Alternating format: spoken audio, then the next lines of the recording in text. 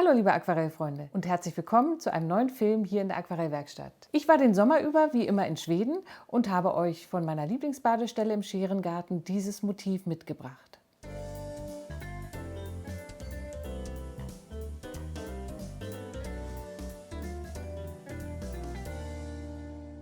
Im Scherengarten vor Karlshamn in Südschweden besitzt meine Familie seit Jahren ein Haus und wir verbringen die Sommer immer dort. Mit meiner Staffelei oder auch mit meinem Skizzenbuch bin ich gerne draußen unterwegs und ich gebe auch gelegentlich Sommerkurse in Schweden. Dieses Jahr war ich dort wieder mit einer sehr netten Gruppe, das hat sehr viel Spaß gemacht. Wir haben eine Bootstour gemacht, wir haben im Scherengarten gemalt, bei sonnigem, herrlichem Wetter und unser Atelierort, eine alte Schule in einem kleinen, beschaulichen schwedischen Dorf, war auch wunderbar. Lasst euch nun verzaubern von der sonnigen schwedischen Atmosphäre und vielleicht habt ihr später Lust, dieses Bild auch einmal auszuprobieren.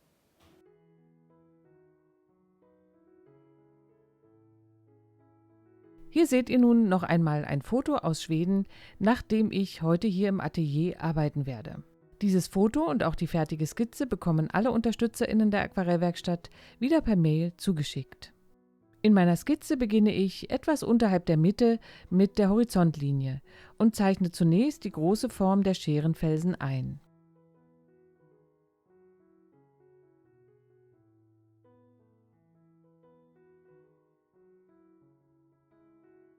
Die Betonung durch zwei größere Granitsteine gibt dem Bild eine leichte diagonale Ausrichtung.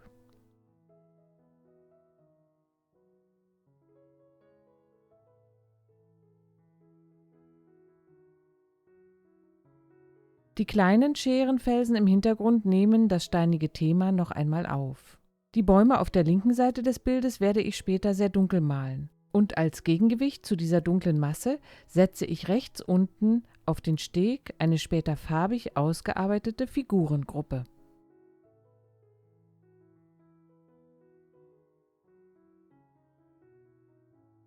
Den zweiten Steg zeichne ich in die Wasserfläche jetzt auch ein, etwas kleiner und schmaler als den vorderen Steg.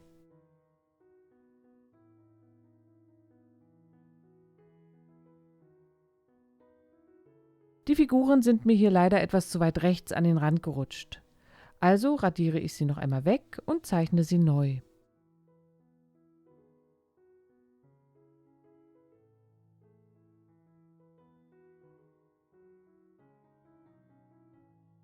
Nun ist die Skizze fertig und ich feuchte die Fläche des Himmels mit klarem Wasser an. Dabei ende ich direkt an der Horizontlinie und arbeite um den großen Stein herum.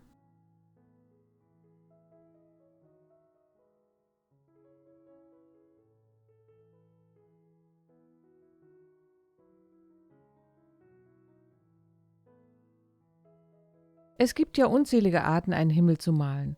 Heute habe ich mich für eine ganz lockere, flüchtige Version entschieden. Mit lichter Ocker, ganz zart, setze ich eine unregelmäßige Fläche für eine helle Wolke ins Bild. Mit Zylinblau und später Kobaltblau kommt die blaue Himmelsfläche dagegen.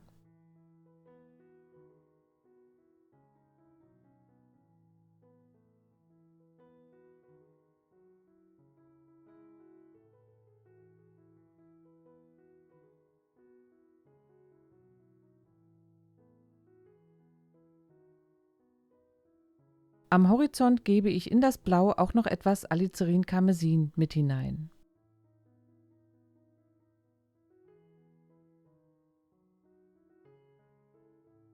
Mit einem kräftigeren Blauton arbeite ich am oberen Bereich des Bildes den Tonwert des Himmels noch etwas dunkler aus.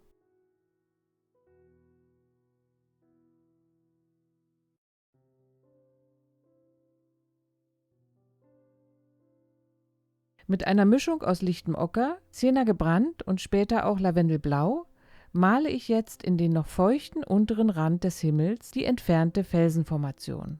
Hierbei möchte ich die Farbigkeit nicht allzu warm halten, damit eine Illusion von Entfernung entstehen kann. Und der Tonwert soll ganz leicht und hell sein.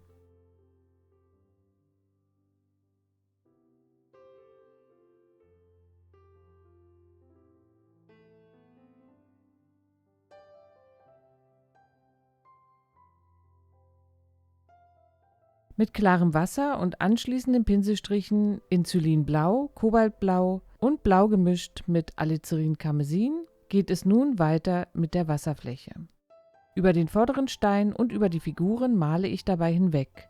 Sie werden später einfach dunkler auf diesen Farbauftrag gesetzt.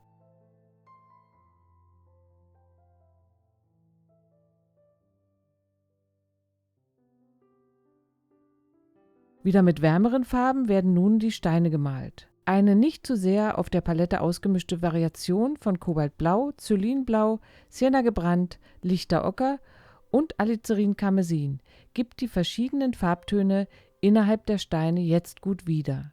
Dabei ist es jetzt wieder wichtig, dass die Farben sich auf dem Blatt durch genügend Feuchtigkeit miteinander verbinden können.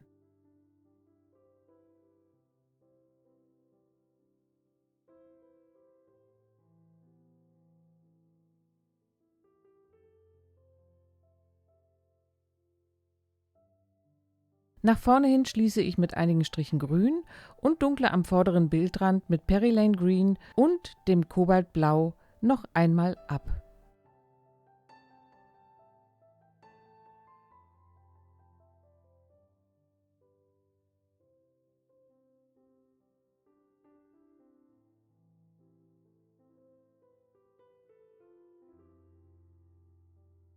Mit der Sprühflasche sorge ich für kleine Strukturen in der Steinformation und mit dem größeren Spritzpinsel für eine Auflockerung hier vorne in der grünen Wiese. Der erste Farbauftrag ist jetzt geschafft und das Bild kann einmal gut durchtrocknen.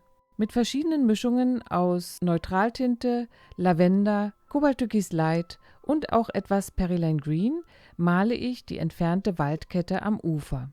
Vorher habe ich den oberen Rand des Laubes ein wenig angefeuchtet, sodass jetzt hier nach oben hin weiche Ränder entstehen können. Dort, wo die Felsen am Ufer liegen und sich scharf zum Laub hin abgrenzen, bleibt das Papier trocken, damit hier harte Kanten entstehen. Die obere Begrenzung des Waldes soll jedoch weich auslaufen und so wieder die Illusion von Entfernung vermitteln.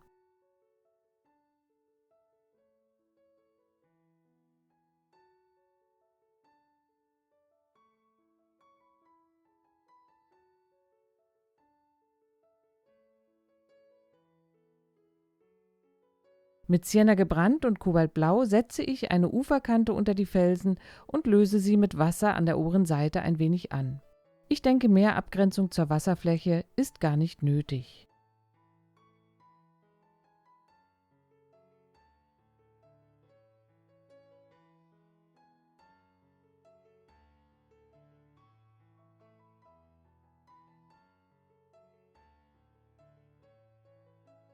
Nun arbeite ich die vorderen Steine aus. Mit einer Mischung aus Kobaltblau und Alizarin Karmesin und auch etwas Palettendreck beginne ich mit einer kräftigen Lasur auf der schattigen Seite des Steins. Im mittleren Bereich füge ich eine wärmere Farbe, hier ist es Sienna gebrannt, ein und gehe dann weich mit Wasser dagegen.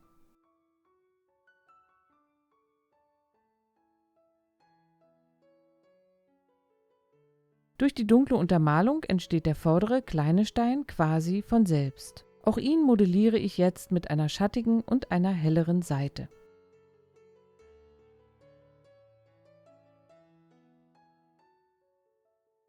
Ganz ähnlich gehe ich beim zweiten großen Stein vor, hier halte ich die Farbigkeit aber etwas bläulicher, einfach um ein wenig Variation in das Thema zu bringen. Zum Thema Steine gibt es einen etwas älteren YouTube-Film, den ich euch gerne hier oben rechts verlinke. Dort gehe ich auch auf die granulierenden Farben und ihre Möglichkeiten ein.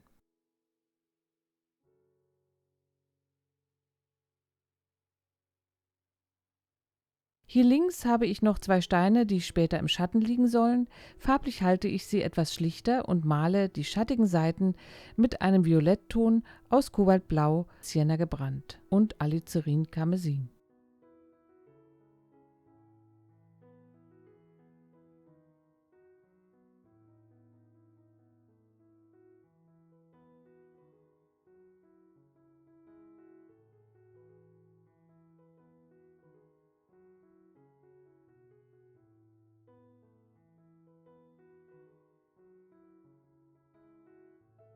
Mit dem chinesischen Kalligrafiepinsel und den Farben Perilane Green und etwas Cadmiumgelb male ich nun das sehr dunkle Laub der Kiefer.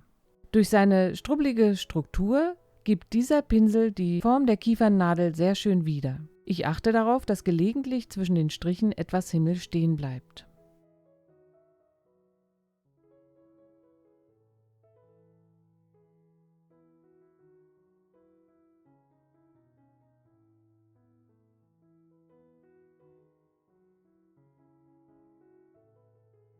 Ein wenig Sienna gebrannt, zum Grün dazugemischt und ich male nun die Baumstämme und Äste, die durch das Grün hindurchscheinen. Hier hilft mir ab und an ein Blick auf das Foto, um die typischen Wuchsformen dieser charakteristischen Bäume im schwedischen Scherengarten zu übernehmen.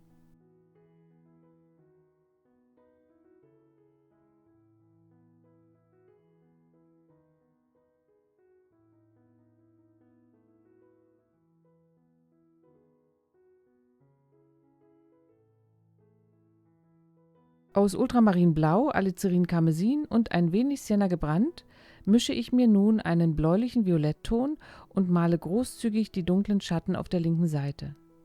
Ich möchte dem Bild einen L-förmigen dunklen Rahmen geben und dafür brauche ich die dunklen Schattenformen hier im linken Bereich. Beim Malen von Schatten und auch von Spiegelungen ist es wichtig, die Farbe immer so wässrig zu halten, dass der untere Farbauftrag noch leicht vorscheinen kann.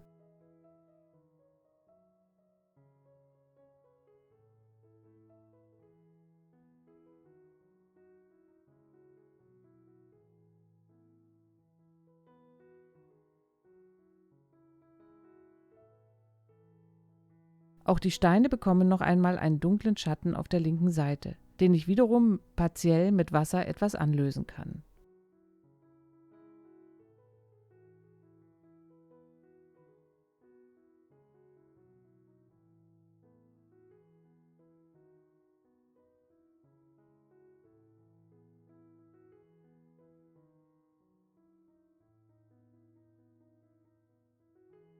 Mit Neutraltinte, Sienna gebrannt und etwas Blau male ich mit sehr feinen Pinselstrichen jetzt den entfernteren und später auch den vorderen Steg.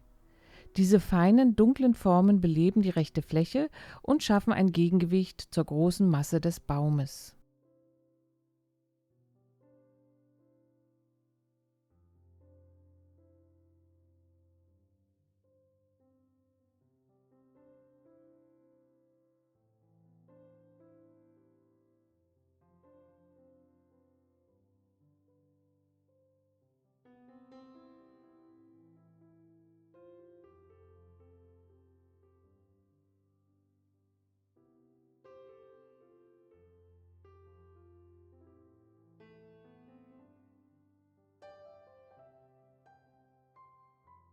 Mit Cadmiumrot und Alizarin Karmesin deute ich jetzt noch einige Figuren auf dem Steg an.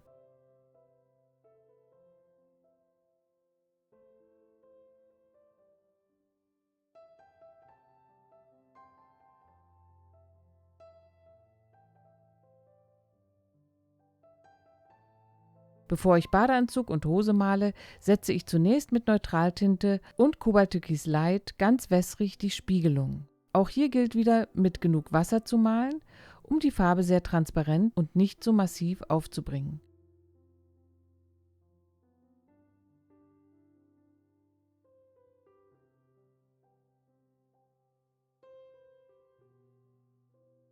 Ein kleiner Klecks Rot kommt in die Spiegelung der Figuren und einige tanzende Striche in die große Wasserfläche.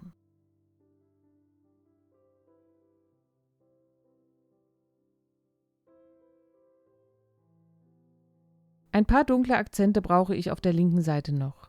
Ich mische mir also Sienna gebrannt, Ultramarinblau und etwas Alizarin Karmesin und setze mit relativ cremiger Farbe ein paar lockere Striche in die Steine und Schattenflächen.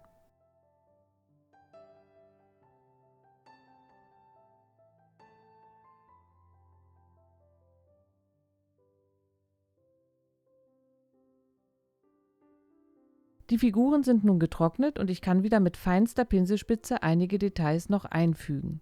Hier darf es jetzt gerne etwas bunt werden. Lavendelblau für die Badehose und ein Klecks Kobaltürkis Light gefallen mir hier ganz gut.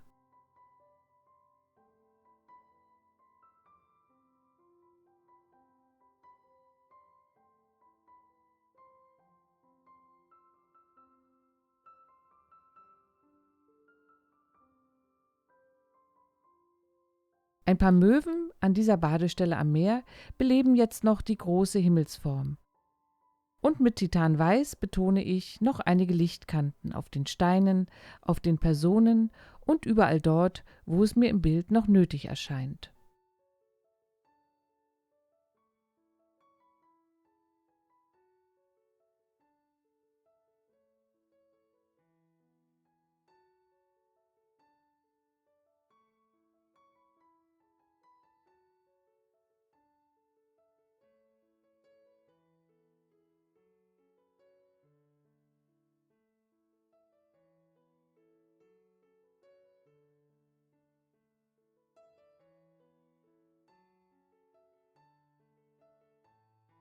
Ich hoffe, mein kleines schwedisches Motiv hat euch gefallen und ihr habt Lust, jetzt auch zum Pinsel zu greifen und es einmal auszuprobieren.